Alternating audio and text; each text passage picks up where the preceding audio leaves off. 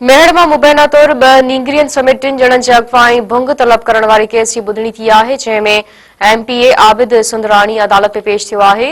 तफ़सील मालूम कयो अशफाक मलिक जी। अशफाक जी बिल्कुल, मां तव्हांखे ॿुधाईंदो हलां त मेहर तालके जे इलाइक़े राणीपुर वारे इलाइक़े मां 2 औरतुनि ऐं 1 मासूम नींगरी जो जेको वाक़ियो पेश आयो आहे उहा जो उन में एमपीए आबिद सुंदरानी जो नालो ॾिनो वियो हो।